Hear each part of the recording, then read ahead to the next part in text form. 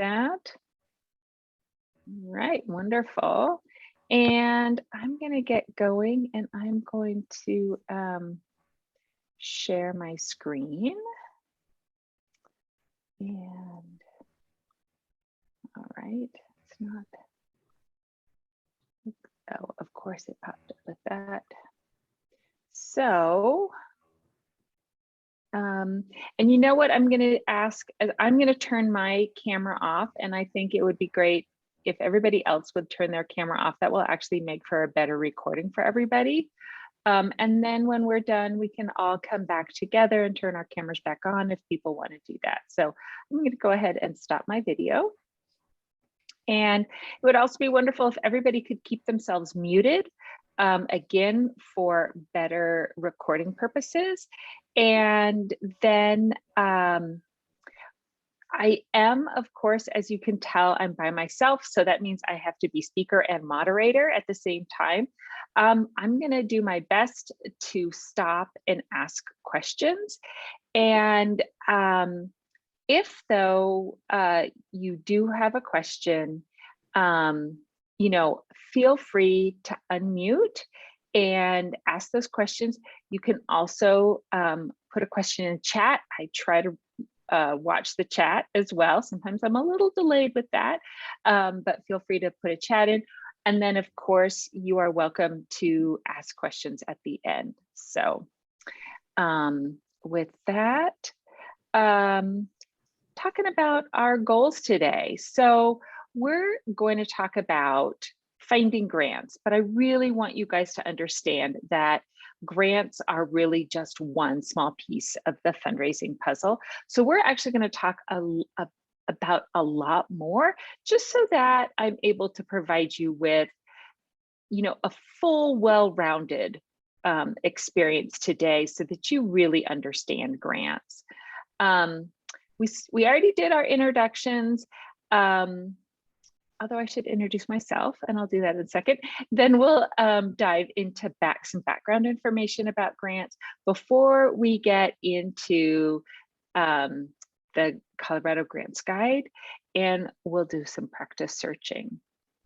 So welcome, of course, and I'll just give you a quick background about me. My name is Katie Edson, for those of you who have not been in one of my classes before or haven't met before. I am the nonprofit librarian for the Pikes Peak Library District, and it is a really unusual position. And I will just have to tell you that I've worked at a number of different libraries over the course of my career, and this is the only library district, a public library district, that I have ever heard of that has a nonprofit librarian. There are, we also have a law librarian and we have a business librarian. So it is just really unique. I started out in being a regular adult reference librarian, and I did that for quite a number of years. And then I moved to academia, and I worked as an academic librarian. And I helped folks with students and professors finding grants, and that's a little bit different. And we used different resources, but it's a lot of the same work. I also specialized in patents and trademarks, so I was a patent and trademark librarian as well. And Bill said PPLD is awesome, and I have to say I completely agree. I mean, the resources we have, I can't even tell you guys, it is the best. And what they do with the finances they have, truly, truly amazing. So now I am here as the nonprofit librarian here, and it has just been a fabulous experience, and I absolutely love it. So with that, we will move on. And I actually, I have a little poll for you guys. I always forget about that. Let me quick launch a poll. And I am just asking you guys, what kind of experience do you have searching for grants? So hopefully everybody can see that poll up there. I hear one person, maybe if you could make sure you guys are muted. So yeah, so I'm just wondering, what kind of experience do you have searching for grants? Um, and maybe it's new to you, maybe you're an expert.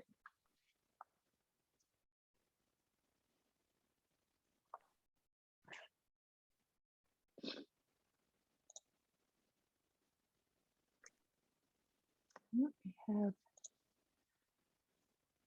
just about everybody. I'll give it just a couple more minutes and then I will end the poll. But it looks like, so almost everybody has done it. So I'm going to share the results here. And it looks like the majority of you are brand new to grants. And it looks like some of you have done a little bit of grant seeking, but haven't been quite so successful. And then some of others of you have done it before, but you just are looking for a refresher. So you guys are all in the right spot. So, all right, let's keep moving. All right. And so I actually have another poll for you. And what I'm asking here is, I just want you to take a look at this pie chart. And we've got, of course, this one really big section that is 68%, just about 70%. We've got another section that's 18%, another one's 9%, and then we've got that last slim little bit. And what I am just wanting you guys to do is just think about and just kind of guess if you, I mean, all answers are wonderful. But which funder do you think represents the largest piece of the pie? So do you think that this 68% is going to represent foundations, corporations, bequests, or individuals? And this is just, I love to find out what people think with this question, because it really shows kind of where you guys are at.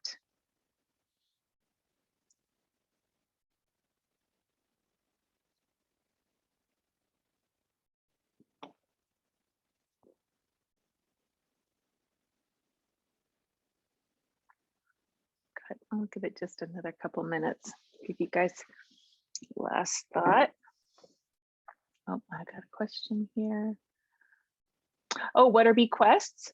So when, if somebody wants to leave money to your organization in their will, that would be a bequest. I don't know if anybody listens to public radio, but they're always talking about how you can leave money to them in your will, and that would be a bequest. So I'm just about everybody has responded. So I'm going to end this poll, and we kind of really got two. This is different. I usually get somebody choosing a little of everything. This time we have almost 50% say individuals, and then the other half say corporations. So let's, I'm going to stop sharing and we're going to go on to the next slide. And oh, we got a quick question. Oh, okay. And see what the answer is. And so 2020, these are the most recent results that I have. But as you can see, those of you that chose giving by individuals, that was the correct answer. So in 2020, Americans gave over $471 billion to charity. And that actually was a little bit more than a 5% increase over 2019. So that's pretty impressive. Many people think that all they need to do is get a few big grants to support their nonprofit organization, but it's really important to know that you cannot survive on grants alone. And I actually got a good quote from a webinar I listened to today, and she said that boards often board of directors often don't understand, and they think that grant seeking is easy money. And I'm here to tell you that it's not, and we're going to walk through that and talk a little bit more.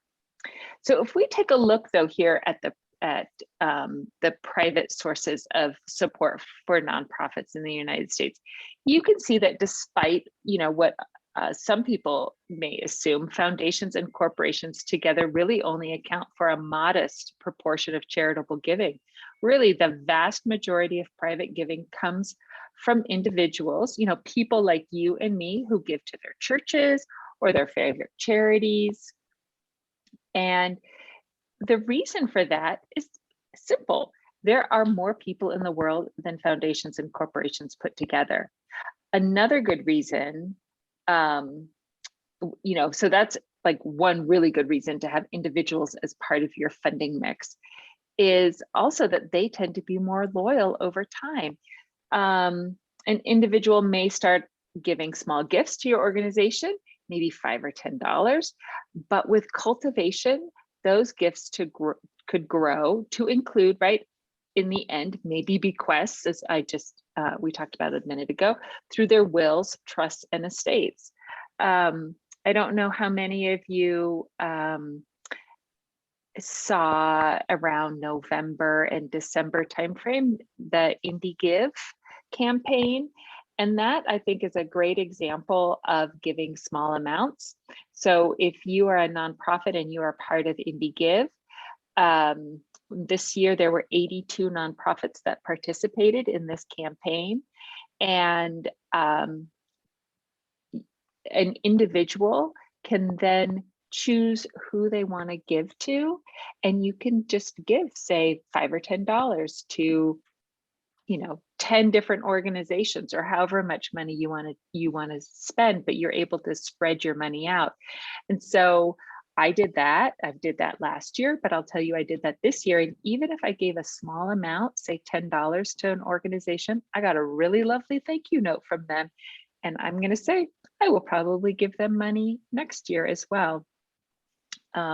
So, right, they're cultivating me.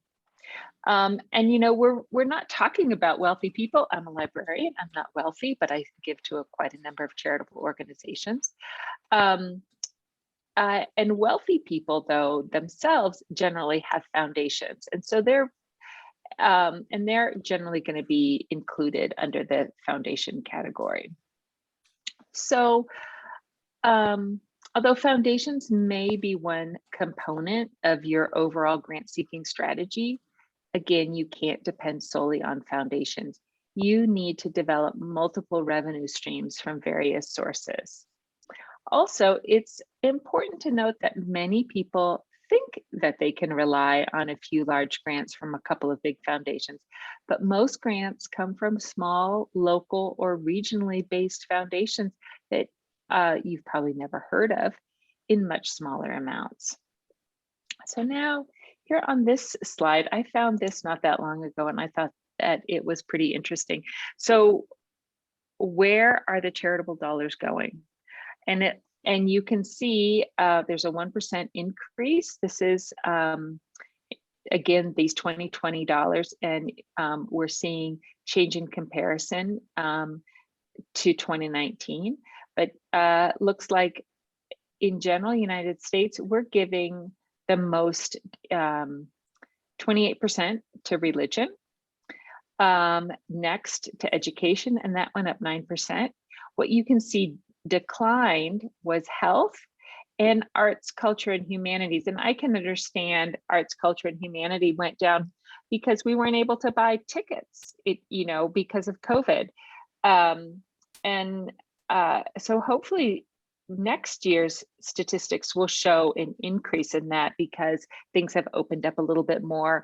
People are going to the theater again. So I just thought that was some interesting statistics that I found. So we started out, looking at the big picture of all types of foundation revenue.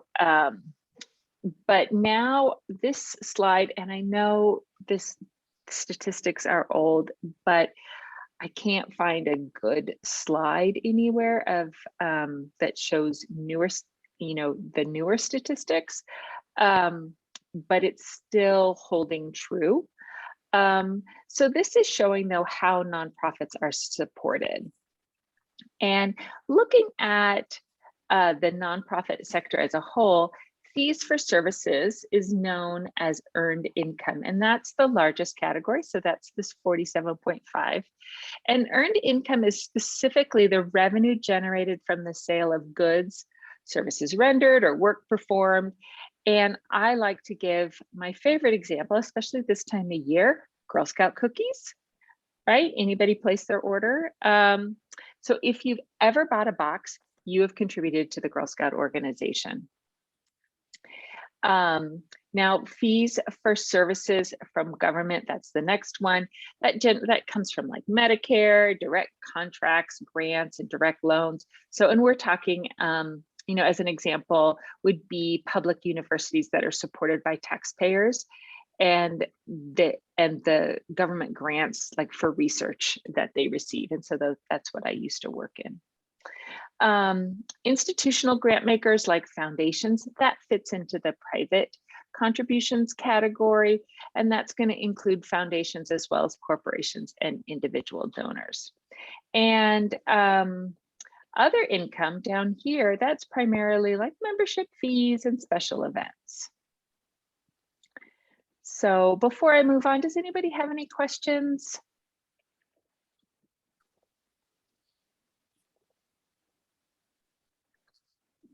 All right, I'm going to keep going, and I'm just going to pre-warn you guys, I do have a dog, and I'm really hoping that she doesn't bark while I'm doing this. She did the other day. Now we're going to talk about the different types of private foundations. And a lot of people, I added a new one and I didn't change my title. Sorry about that. So the term foundation in an organization's name, it actually doesn't necessarily mean that it gives money away. And, for example, a local example would be UC Health Memorial Health Foundation. They don't give money away. And then conversely, some private foundations with significant grant-making initiatives don't have the word foundation in their name at all. And some big ones are like Carnegie Corporation or Duke Endowment. They're giving money away, but they actually don't have the word foundation in their name. In addition, there are various types of grant makers. So private foundations are probably the type that most of you have heard of, but there's actually a couple different types. And so I'm going to go through each one real quickly. So we've got independent foundations, and those are grant-making organizations whose funds are generally derived from an individual or a group of individuals. And they're a little different from other kinds of private foundations like family or corporate foundations, in that they are not governed by the benefactor or the benefactor's family or corporation. An example of that would be the Ford Foundation, and they're an independent foundation. Now, a family foundation, which looks like is the one that I just added, because you see that I didn't change the color of my bullet, are usually funded by an endowment from a family. So with family foundations, the family members of the donor or the donors have a substantial role in the foundation's governance, and that often includes the family name. And let's see, some of the big ones in the country, that would be, right, Gates, Ford, Kellogg, MacArthur. But the vast majority of them are very small family foundations. And many of these small family foundations don't even have staff, which is the reason some of them accept applications by invitation only. We're going to talk about that later. Now, the next one, company-sponsored foundations, and that's also referred to as corporate foundations. Those are private foundations whose grant funds are derived from the contributions of a for-profit business. A company-sponsored foundation, they're going to retain close ties with the donor company, but it is still an independent organization with its own endowment and board of directors.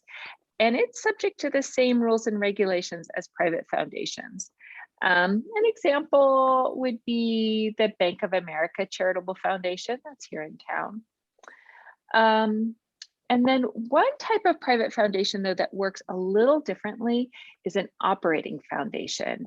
And an operating foundation may award some grants, but the total is generally really, really tiny in comparison to the funds used for the foundation's own programs. And I've got two great examples of that.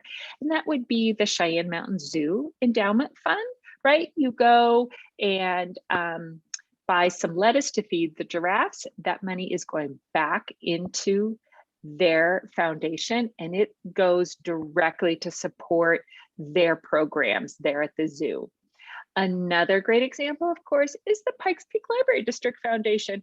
So if you donate money to the Library District Foundation, the funding for that is going to go back directly to support programming at the library. The foundation does not give grants.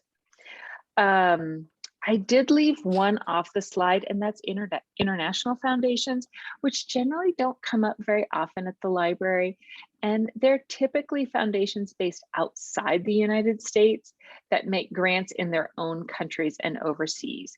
The term international foundations can also refer to foundations really in any country that primarily engage in cross-border giving.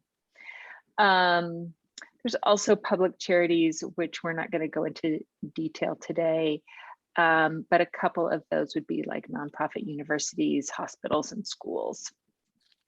So now the question is, we know about the different types of foundations that you're going to be researching and approaching, but what motivates them? So we're going to have a quick look here at some of the factors that might motivate them to give to you. So though first off, when a US government grants an organization tax exempt status, right? So that's going to be a 501c status. I'm going to assume most of you are associated with organizations that are 501c3s, right? It is expected the foundation is going to use its money to do good for society. And to make sure that happens, the government requires the foundation to spend at least part of its assets each year for charitable purposes. The rule is called the payout requirement, and it's generally a minimum of 5%. So private foundations, this first category here, like those I talked about on the previous slide, primarily want to fulfill philanthropic goals and interests while supporting a variety of interests through an objective process. Remember that each foundation will have their own specific goals and interests, just like you do. So one of the main purposes of doing thorough research before you approach a potential funder is to help you better identify how you can align your goals and interests with theirs. Now, grant-making public charities, the second category right here, are very visible in the communities they serve, and they really want to assist a wide variety of issues and population groups within those communities. And then finally, corporations. Corporate funders tend to have more than just pure philanthropic interests, right?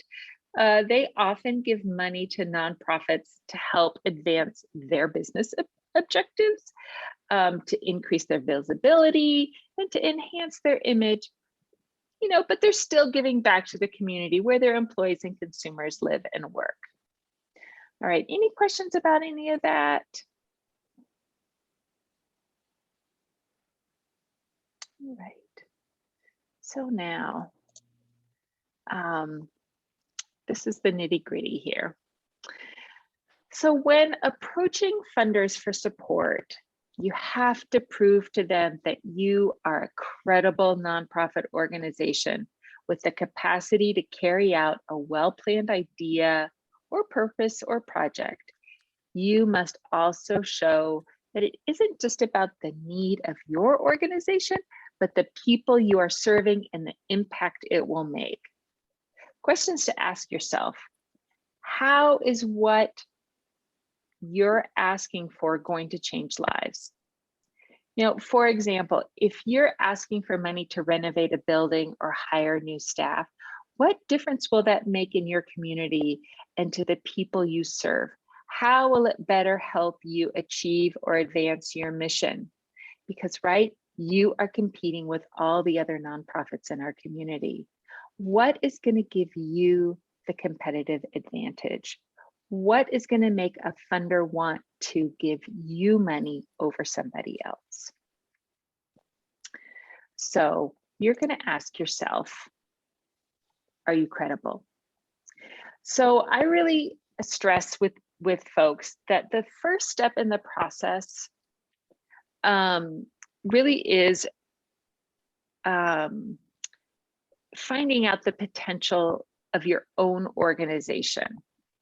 And so that entails evaluating your own organization's mission, priorities, and direction.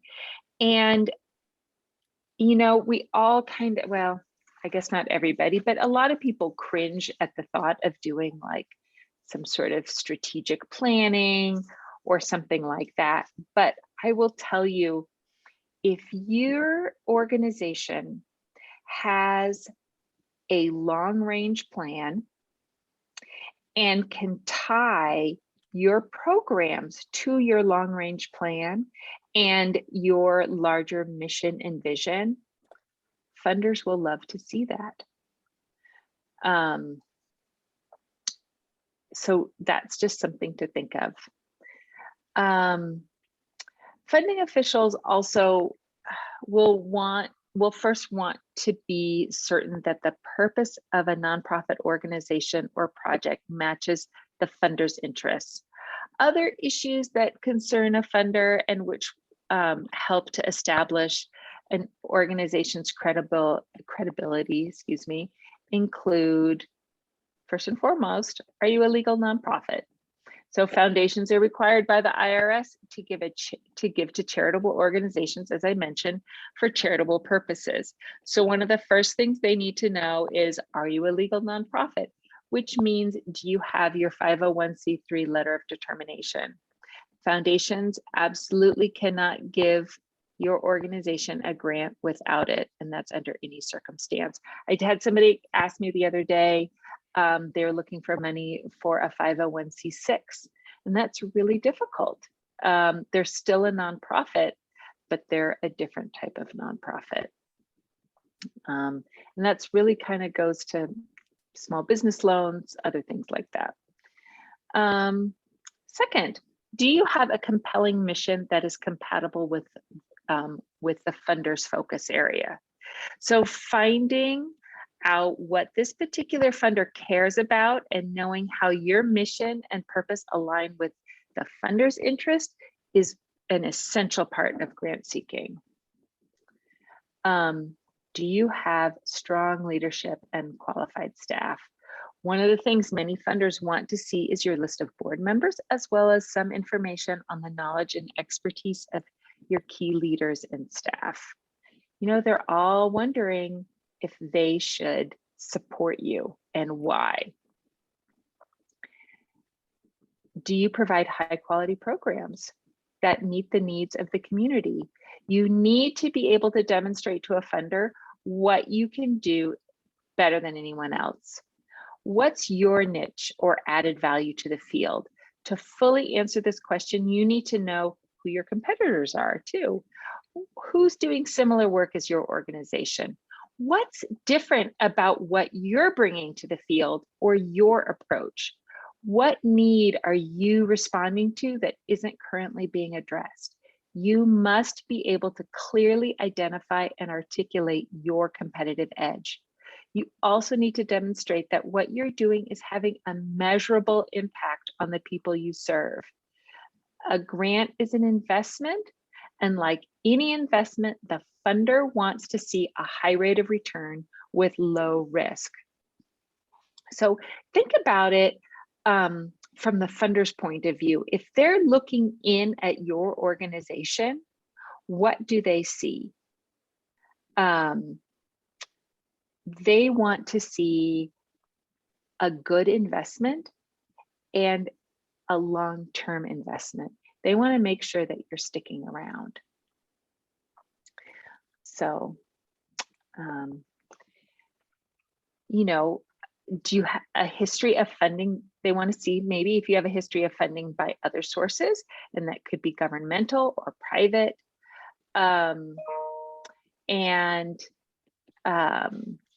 Having a strong organizational and financial infrastructure is really important.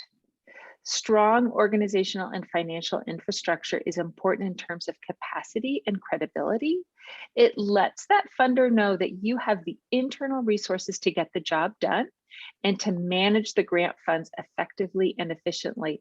They also want assurances that you have other investors as part of the funding mix and that you are not just relying solely on a grant from them. And when I talked about, you know, again, that this is an investment and that funders want to see a high rate of return, that means that being able to demonstrate the measurable impact. And when we say investment, what the funder is investing in, right? They're investing in your organization, your mission, your solution, the people you serve, your community. The term low risk gets back to your credibility and the capacity to do the work. That's why they want to see a successful track record and a history of success. Do you again have demonstrated sound fiscal and management and a realistic budget? Do you have a strong and involved board? And how about those volunteers? Do you have committed volunteers that are helping you out?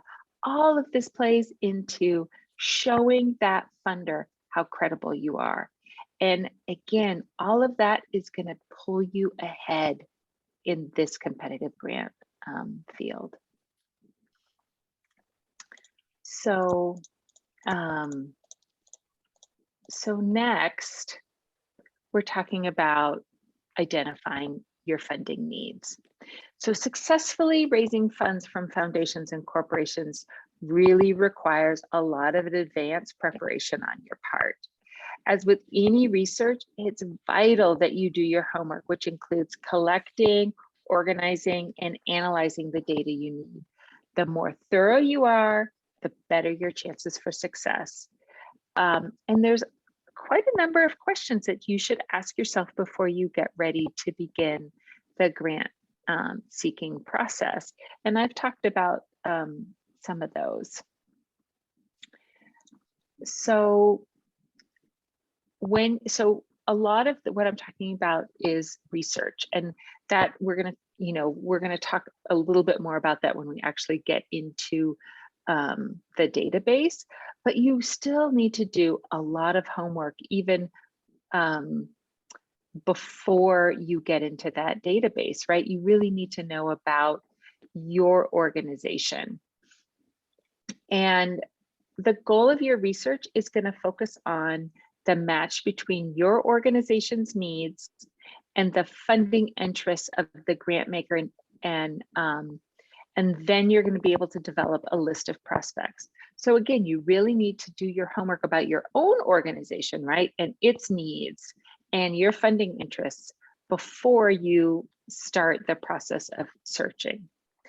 But then once you start searching, again, being organized is helpful. And I included in my handouts a worksheet, and it's just one way of keeping track of prospects. People use lots of different methods. Some people use index cards. There's great software out there. So whatever works for you, use, but make sure you're organized and that you keep some sort of record of your work that you can refer to. There's several basic questions that you need to answer as you try to find funding partners. And the first one is, who's interested in my area of interest? So you're going to need to identify grant makers that have expressed an interest in funding programs in a specific subject field. you're going to look for and read in a funder's purpose and activity statement, you know, what their goals are for their foundation.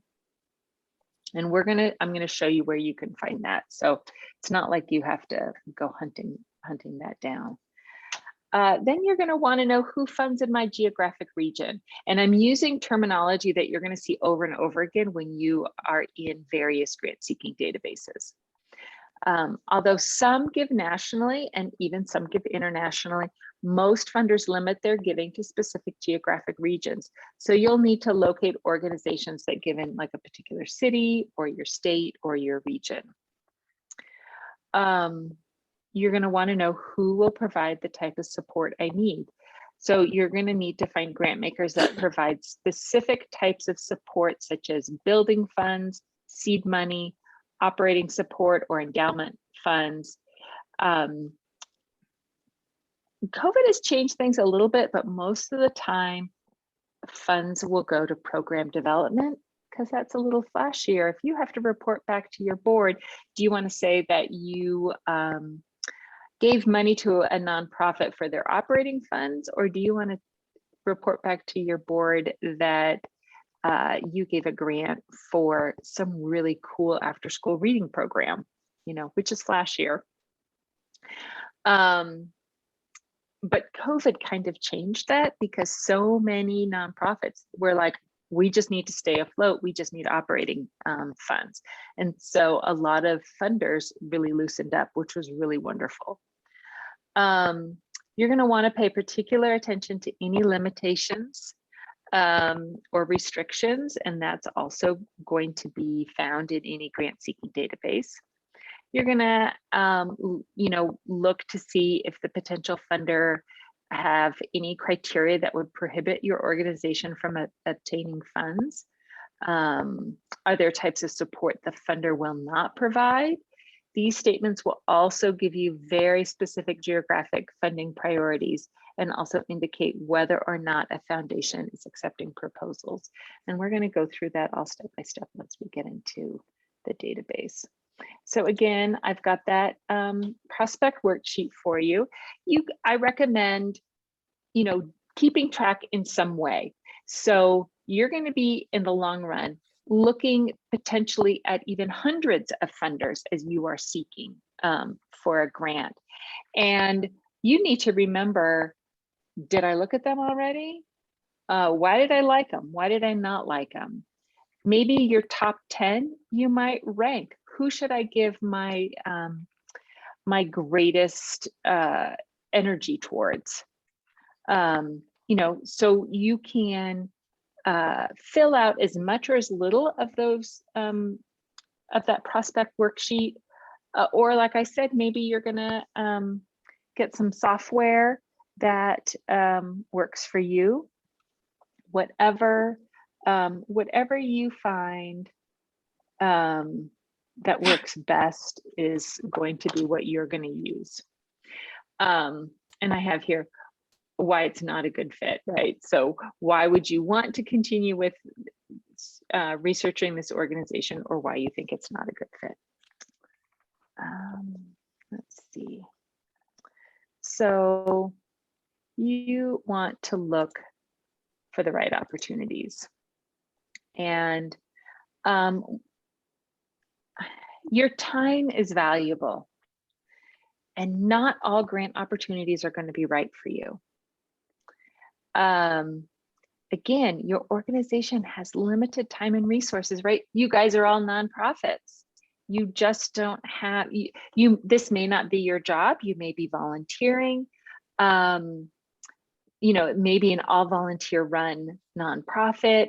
Maybe you only have time for part-time employees, whatever it is, right? We know that you have limited time and resources, so use those to your best ability. Also remember, if you receive a grant, but you can't follow through with it, it could hurt your reputation and your future chances of funding. Grant seeking is a lot about relationship building. And the nonprofit community, even though we have about 5,000 nonprofits in El Paso County. The community is truly small and everybody talks. So you just want to make sure that your best foot is always forward. Again, be strategic. You don't have time to apply for every grant you see. You want to be very strategic and only apply for the best grants that fit your organization. And so now I'm going to show you, well, actually, I guess I will show you this live. But I also want, so when you get the recording, you can remember, like, where did she say I'm supposed to go? So this is what our database page is going to look like. At least if you go through the nonprofit resources, you're going to see Colorado Grants Guide and you're going to see Foundation Directory Online. And we're going to be talking about Colorado Grants Guide today, but Foundation Directory Online is another grant seeking database. It's a little more complicated. There's a little bit more to it. And my next class actually teaches everybody how to use that database. So today, again, we're just focusing on Colorado Grants Guide. So I'm actually going to get out of this and I'm going to show you real quick. Let's see.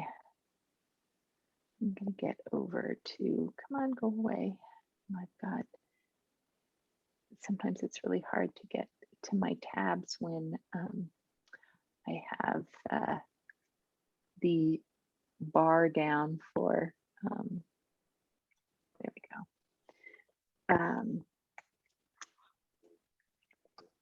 Okay, so got PPLD.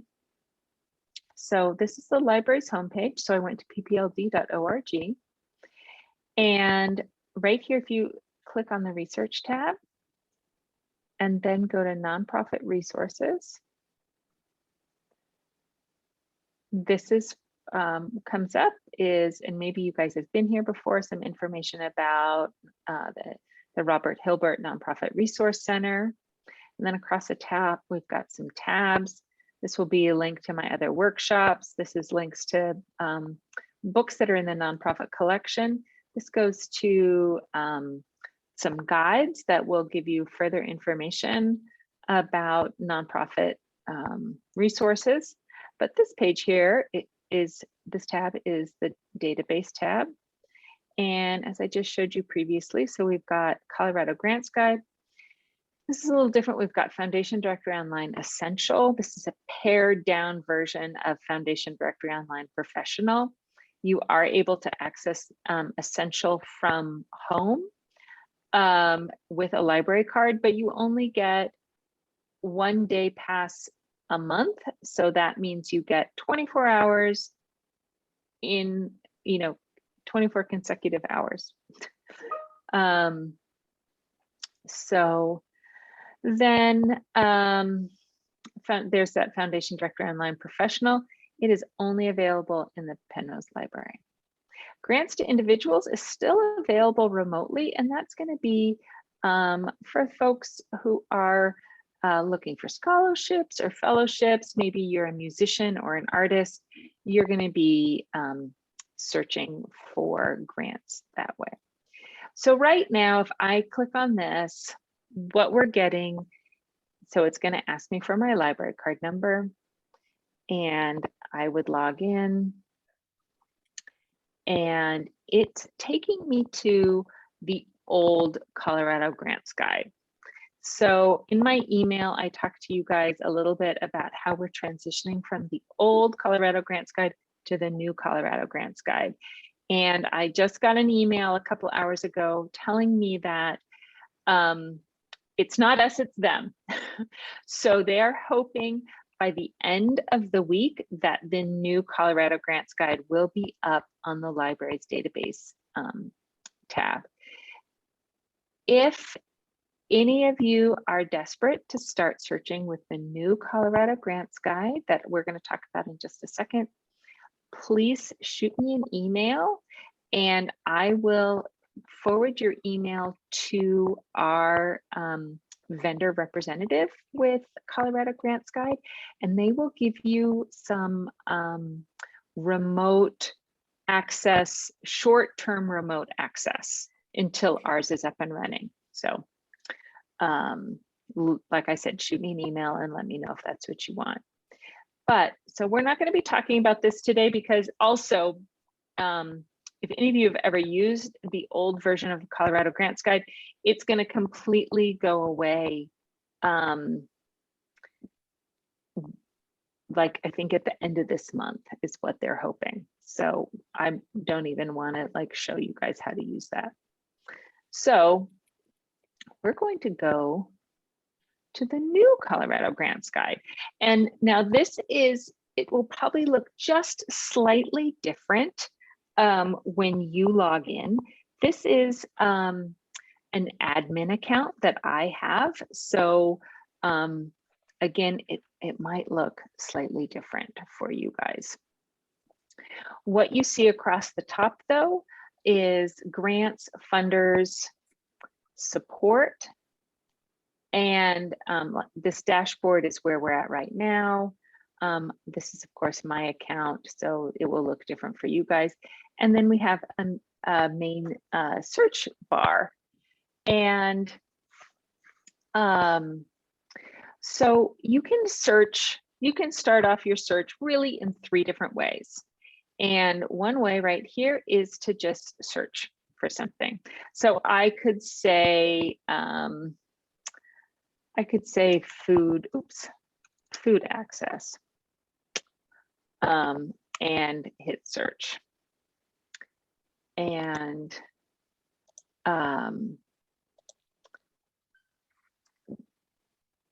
it's slow, so I don't know if it's them or me, probably me. And so what you're going to get is it's telling you what your search is, and it's giving you funders, and then it's giving you grants. And it's telling me 10 out of 116 grants might be applicable for me. Or up here, it's giving me 30 of 184 funders. I want to point out right away, and this is new for them, is that you can download these results as an Excel file. You will also have the option to print, but we didn't have this option before, so that's super, super nice. Before I go any further, does anybody have any questions? Because I kind of really zoomed through how to access, how you're going to access this. Does anybody have any questions about how to get to it? Okay, what are funders versus grants? All right, we'll talk about that in a minute. But does anybody, like everybody kind of more or less clear how when you want to, you can get to this? I really want to make it clear that you will never, if you don't want to just search for Colorado Grants Guide like through a Google search, because what will happen is you will come to Colorado Grants Guide and it will ask you to pay for it.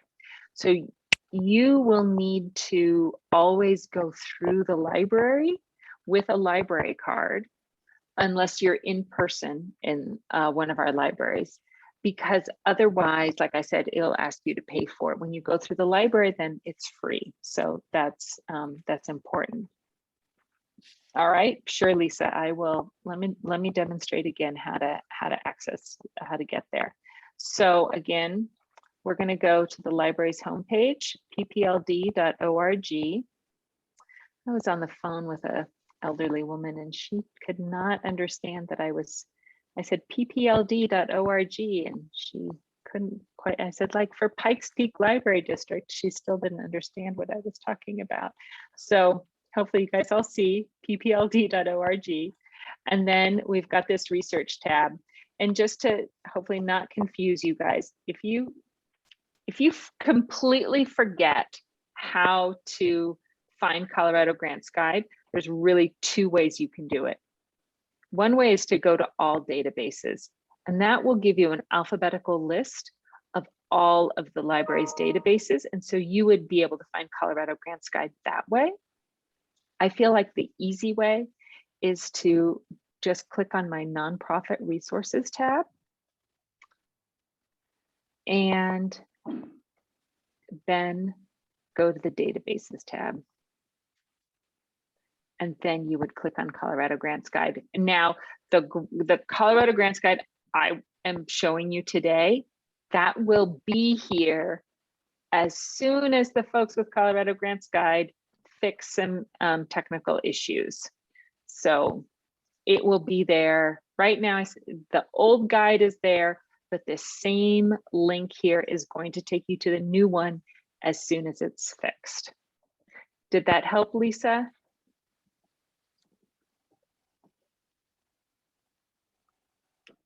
Perfect. Okay, good. Any other questions? All right. So I'm going to go back. So we're back here. Now, funders are organizations that have grants. And then the grants are just potential grant opportunities, and it's going to tell you who it's through underneath it. So this is brand new. I have never seen this type of database before, I will just tell you. Because what's really nifty is, as you can see, how many grants they have. So this one right now doesn't have any current open grants. This one does, and it's telling you one grant. Down here, and we're going to go into this in another spot in a little bit more detail, it's telling you here's the name of the grant, and it's telling you that they accept an application and it needs to be in by, well, it's passed, so January 24th. This one, the African American Cultural Heritage Action Fund, says that they want the letter of intent by January 14th and the full application by May 2nd. So this is one way that you can get into start searching. If you were to just go into searching, you would just get a alphabetical list. And so as you can see, this already is, all your results will always be in an alphabetical list.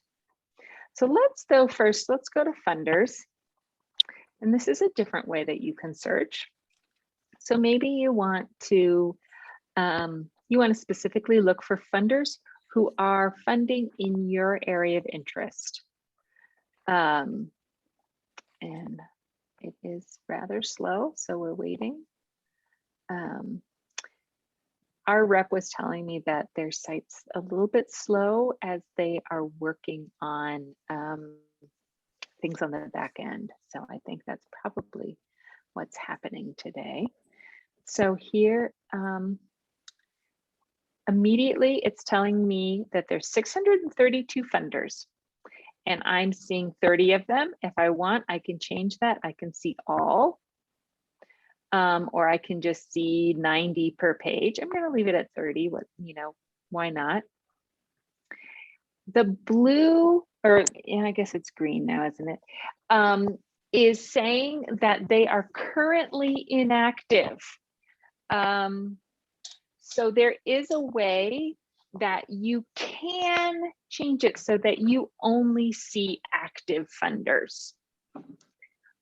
Some people like to research previous funders, and so that's why it's there. So again, we automatically are seeing how many grants each funder is offering at this moment. But over here, we've got our filters. So you could just do a keyword search, but you could also use these filters. So here we're talking about, like right here, only show active funders. So I could select that if I wanted to. Funder type. So maybe you're only looking for funders that are government agencies. You could select that filter. Pre-select, in case you're wondering what that means, those are funders who only will accept their own nonprofits. Well, actually, I said that wrong. So pre-select means that they will not accept any unsolicited proposals. So they pre-select. And I'm a little disappointed because there's no way to say I only want to see funders who are currently accepting applications. Their old guide used to be able to do that. So I think I'm going to shoot them an email and say, am I not finding it? But so far, I haven't discovered that. So this is the geographic focus. And you can see, you can just do Colorado statewide. You could just do Metro Denver, or you can click on this little caret and it's not popping up for me. Oh, I have to do that first. And, you know, you could say, I just want to see funders who are providing funding in El Paso County. So that's an option. And then your areas of interest. So they've broadened this a little bit from their old one. You can see again, they've got a little caret on some of them. So you can select that and then say, you know, I'm just looking for information, you know, funders who are funding education. But you can always select more than one. So maybe I also want education for BIPOC individuals. And every time I select that, you saw that this shifted. So now if we go back up, we're going to see that it's filtered to 128 funders, filtered from 632. So that is one way to search. And so now I'm going to go, well, I'm going to start looking at these. Although 128 is still a lot to search, I might want to, I'm going to say Colorado statewide. Let's see what that does. And that brought me to 0. What if I did Metro Denver? That still got me 0. So as you can see, part of what you do when you're grant seeking is you're trying to figure out your perfect search strategy. And your perfect search strategy may actually change also over time. So what you want to think about, and this is true with any database, is that too many filters will give you a very small number of results. Too few will give you too many results. So if you ever think about searching in Google, if you, I don't know, just put in a really simple, non-specific search, you're going to get hundreds of pages. And how many of us go to the second page, right? Not that many. So what we're trying to do is figure out what we're looking for. And it is going to take time, and you're going to have to go back and try over and over and over again. So now I'm thinking, okay, what happens if I do just education? And what if I change this to Colorado? What do I get now? Oh my God, still 0. That doesn't seem right, because I did this search earlier and I got results. So what? All right, arts and culture gets me 30 in Colorado. So I just want to be able to look at one. So I'm going to say, although I know about the Annenberg Foundation and they don't accept unsolicited proposals, but let's look at the Alchemy Charitable Foundation. And so this is what a funder profile looks like. So you're going to get their EIN number. You're going to find out what type of funder they are. So they're a Colorado Foundation and Trust funder. Where do they fund? They fund Colorado statewide. Well, that's good for me. They their area of interest is arts, culture, and humanities. And I have to think to myself, is that a match with my organization's area of interest? What is their purpose? It's telling me right here. What kind of grant opportunities do they have? They have a general grant, and look at that. Oh my God, they accept proposals year round. What a nice funder. Their application criteria has no specific requirements and has no specific grant guidelines. Oh my God, that's pretty unheard of. And to get a grant application, it's going to tell me right here, this is who I'm going to contact, no restrictions. And now it's going to tell me who received past grants and for how much. And so this is another way when you are searching, you can go, do any of these organizations, are any of them similar to my organization? So what you're thinking is like, gosh, if they funded a similar organization to mine, then maybe I might have luck in getting a grant as well. If you would like to look into more financials about them, so they awarded in 2019, they awarded $67,000 here in Colorado. What was the highest grant that they ever awarded? If you want to see and troll through their 990s, you could definitely do that. That would give you more information about who their past grantees were, because Colorado Grants Guide, they don't put all of the past grantees, they just put a sample of them. So if you want to see them all, you'll need to go and look at their 990. So that is one, looking at one funder. And I'm going to go back and I'm going to look at the Annenberg because I've looked at them before. And so right here, funder type, pre-select. So we're going to scroll down though. Still, we're going to look at them because maybe we can work something out. So here's their areas of interest. I go, okay. All right, education. See why this didn't show up, I'm not quite sure. They must be doing something on their website right now. So they have a lot of areas of interest. Here's their purpose statement. Again, you're going to read that and go, does the mission and vision of my organization align with the purpose statement of this organization? They have a general grant.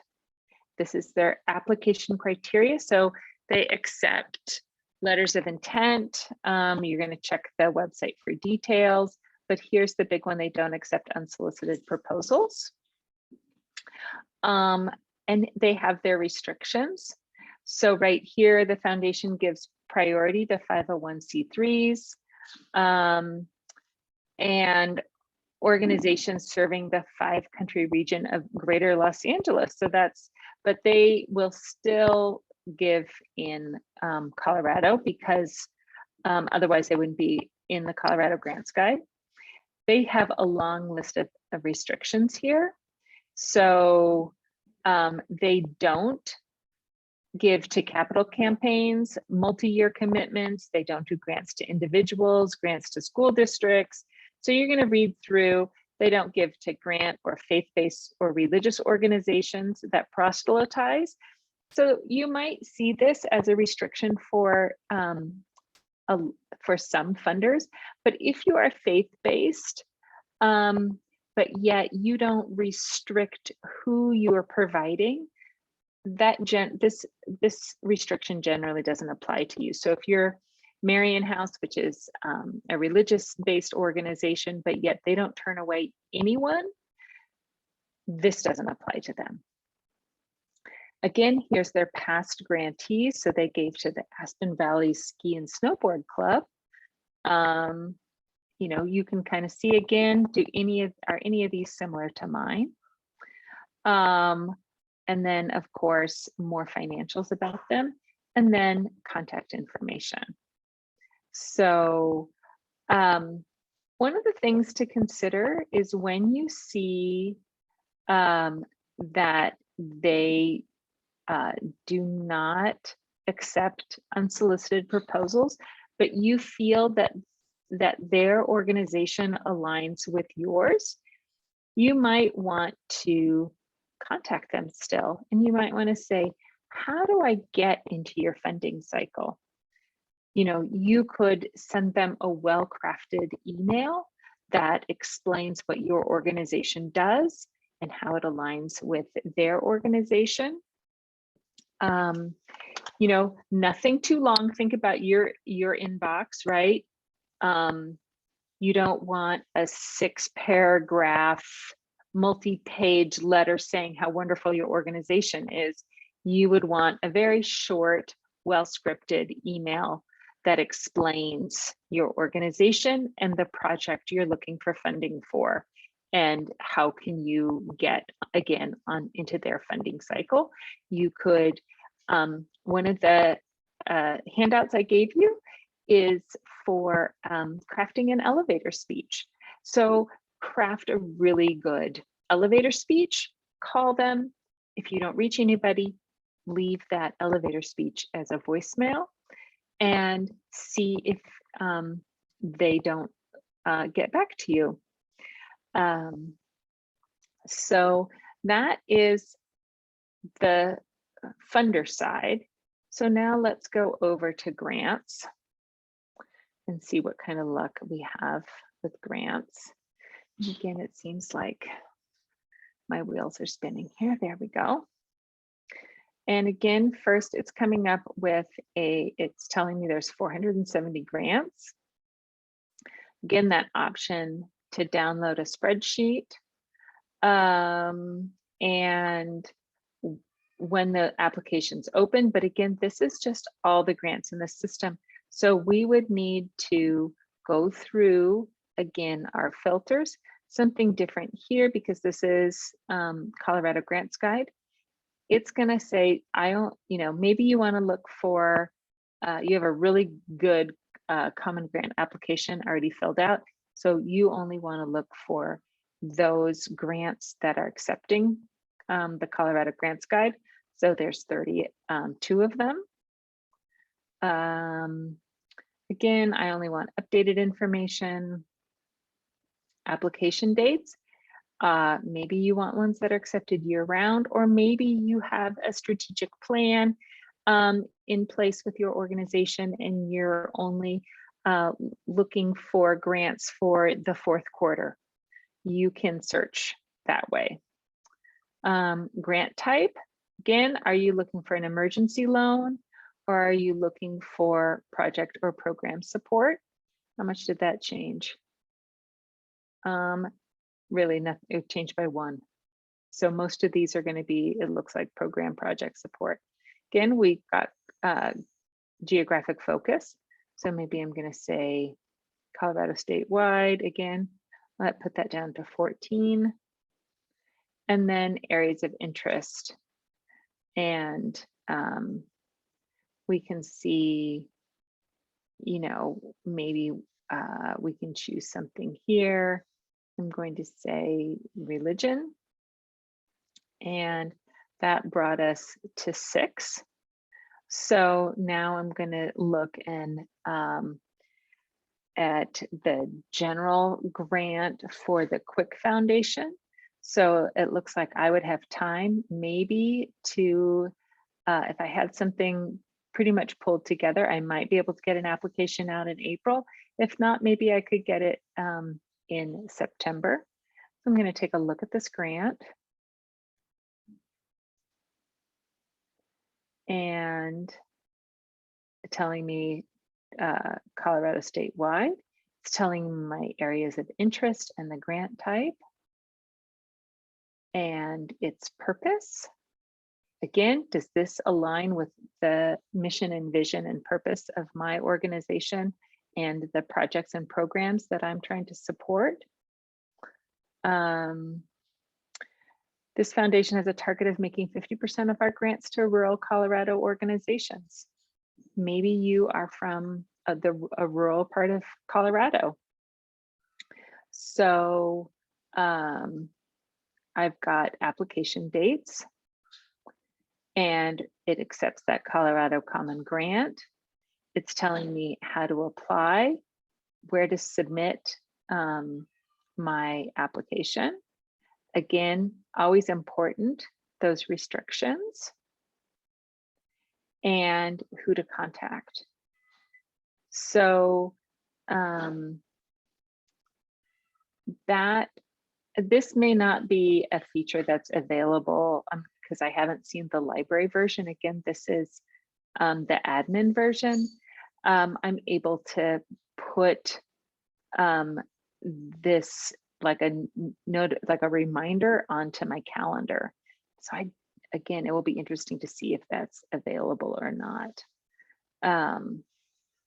Does anybody have any questions about any of this?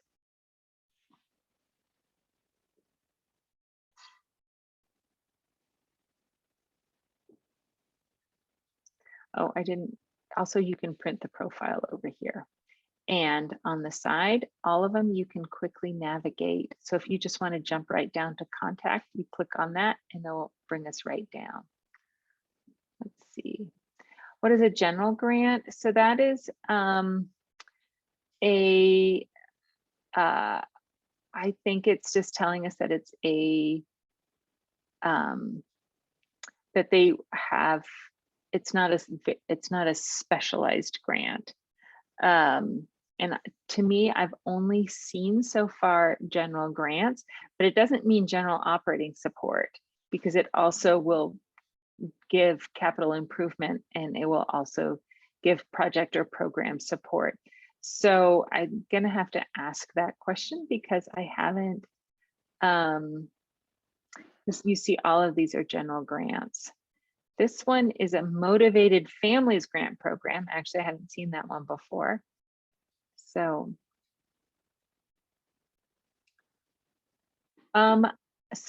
Phil, they're hoping to be able to provide this to us by the end of the week. Motivated Families Grant Profile, it's by the Bloom Foundation. So here is the explanation of this specific type of grant. It supports new or existing programs, comprehensive package, long-term sustainable self-sufficiently. So to me, it is just a specific name by the Bloom Foundation, Motivated Families Grant Program. If you maybe had heard about this, you could do a keyword search and this would come up for you. I will tell you that I am still learning the ins and outs of this new database. So every time I go into it, I see something different. So I hadn't seen that before. So any other questions about Colorado Grants Guide? I honestly feel like it's relatively easy to navigate. And then I think once we have it up and you guys go through and just kind of play with it and do some searching, you'll get the hang of it. Of course, if you ever have any questions about it, you can't figure out, just let me know. Or you can contact them specifically, but I can always ask questions for you. I can go directly to our rep. I'm going to go back. If there's no more questions, though,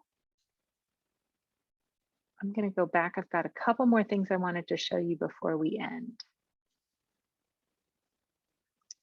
So go back. And so, all right. So I kind of briefly touched on this, but I'm going to go talk about this a little bit in greater detail. So one thing you might want to do through your research is just to see if you can find a connection. You don't necessarily need to know someone to get a grant, but it often can help you get your foot in the door. It's hard to get a face-to-face meeting with a funder before you actually apply for something. So it can sometimes help to use any contacts you may have to help set up meetings with funders or make introductions. Oftentimes it's better to have these kinds of meetings before you submit an actual proposal. They can give you some good information to put in the proposal. Maybe there's something specific they want to see, and that can be helpful.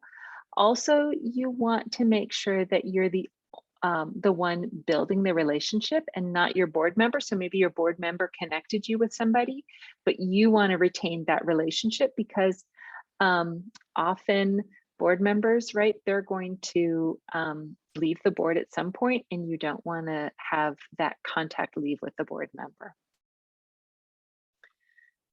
So there's some other options. I just want to kind of whiz through these. And sometimes you might want to look for corporate funders on specific corporate websites, but that can be kind of hard to find. Sometimes they hide it. So you can look, find links for About Us or company history or community involvement. You can also search a company's website by using terms such as grants or contributions. Occasionally the giving pages can be hidden, so that's why you might want to do some specific searches. Another thing that you can do is you can set up a Google alert.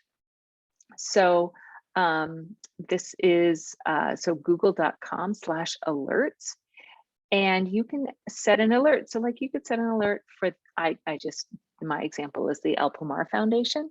So maybe I want news from the El Pomar Foundation to find out, maybe they're going to release information about their next grant funding cycle.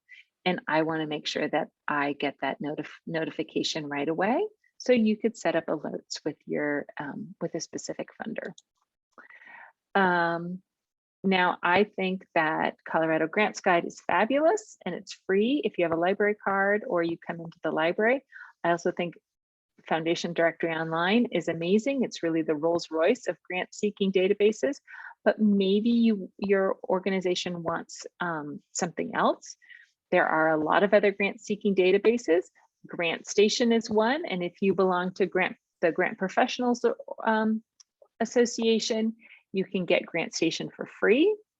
TechSoup, if any of you guys haven't heard about them, they offer steeply discounted pricing to nonprofits on various tech-related services and databases and Word, things like that. And usually in the fall, they offer a good price on GrantStation, in case that is of interest to you guys. So CRC America, which is the owner of Colorado Grants Guide, used to have a list of businesses that were members of the 2% Club. The 2% Club is now known as bcivic.org, which stands for Businesses Committed to Investing and Volunteering in the Community. The 2% Club was an informal coalition of CEOs who agreed to support and promote charitable giving through their company and to encourage other companies and executives to get involved. in the community. They became, though, a formal 501c3, and a directory of their members can be found on their website. Just another way that maybe you can reach out and find an organization, again, that has a similar mission and vision to your organization. Good 360 is pretty cool. It allows nonprofits to register for gifts in kind and direct donations from store locations. So maybe you run a homeless shelter, you register for Good 360, they're going to tell you that they have a shipment of hairbrushes, shampoo, mattresses, whatever it is. And you would then go and pick it up from whoever it is. Maybe it's Bed Bath & Beyond giving away hair dryers. The only thing is you have to take what you're given and you can't resell it. So that's pretty cool. And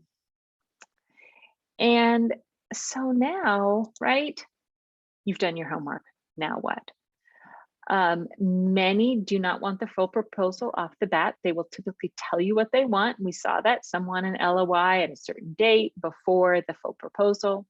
Most commonly, funders will want, like I said, that LOI as the initial approach. Some people call it a letter of inquiry, some a letter of intent. They mean the same thing. They're generally a 2-page mini version of your proposal. When you make your initial approach, though, the key is to have most of your full proposal written before you even pick up the phone or submit anything in writing. The goal of the initial approach is to gauge a funder's interest in what you will be asking for and to see if they would like for you to submit a full proposal. With this in mind, though, you generally will want the bulk of your proposal already written. So when you get the green light, you can just easily tailor it to meet the funder's specific requirements and send it out as soon as possible. I talked a little bit about making a telephone call. It could be that they say no telephone calls, please. But when given the choice for an initial approach by a potential funder, I really feel like using the most personal approach is the best. It's, I think it's better for building the relationship. And as I've said before, the funding process is really all about relationship building. You can try a well-crafted email, as I also mentioned.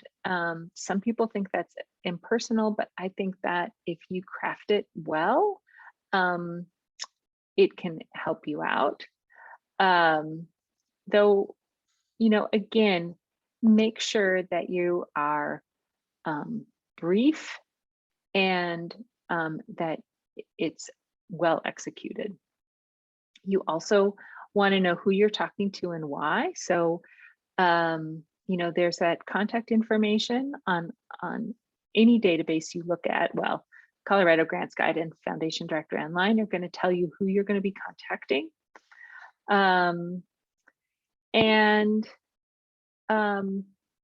Again, research ahead of time and make sure you have everything pulled together because again, that's going to be your first approach, and you want that to be, you want to show yourself in the best light. So, at the beginning of the workshop, we looked at that pie chart, and that showed that foundations and corporations really play a relatively small part in funding nonprofit organizations. But there's still an important part, and a healthy nonprofit is going to receive funds from multiple income streams. And so you want to make sure that you have a well-rounded funding sources. So, right, that's going to be your individuals, and that's going to be maybe a government grant. Maybe that's going to be a number of small grants. If you are a new nonprofit, it's really like a ladder, right? You are working up to those big grants. So you're going to have to start small and keep working. I've got other classes that are coming up. So if you're interested in learning about Foundation Directory Online, sign up for my next class later this month. I also will have classes coming up on grant writing and project budgets. If you need additional help beyond that, give me an email or a phone call, and we can always set up a one-on-one appointment. I really hope that what you take away though today is how important it is to find that compelling match between what you're asking for and the funder's interests and motivations.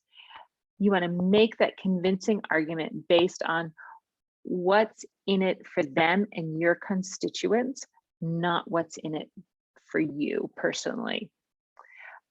We also talked about the importance of being well prepared. Again, never approach a foundation for anything without doing your homework first. So with that, I've got one last little poll that I hope, let's see what folks say. So I'm hoping to find out, but let's see. How do you feel now? Are you a little more confident in tackling your next grant searching session? It's okay if you guys say no. There's a lot to it.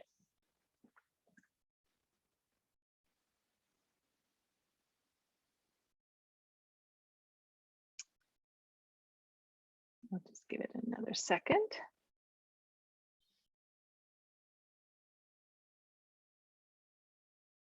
All right. So I'm going to end the poll and share results. And thank goodness all of you guys said yes. So I'm super happy about that.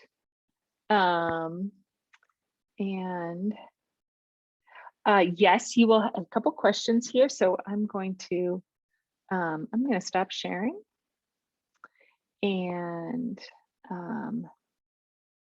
it's gotten rather dark in my office here, but there we go. So anybody have any last minute questions before we sign off for the evening? I will be sending out the recording as soon as I figure out how the library wants me to do it, whether I share it as Zoom or whether it goes up on the library's YouTube channel.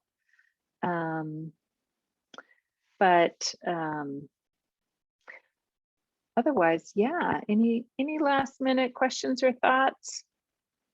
Anybody didn't get an answer they were hoping for? And as a reminder too, if any of you want access before the end of the week to the new Colorado Grants Guide, send me an email. And I'll just put that in the chat real quick. So shoot me an email and I can get you some pre-access to Colorado Grants Guide if that's something that you guys think that you're gonna wanna do before they figure out whatever technical glitch is happening and getting it up to the library's website. So. And otherwise, I hope you guys all have a wonderful rest of the day and week. And yeah, best of luck to everybody in their grant seeking endeavors.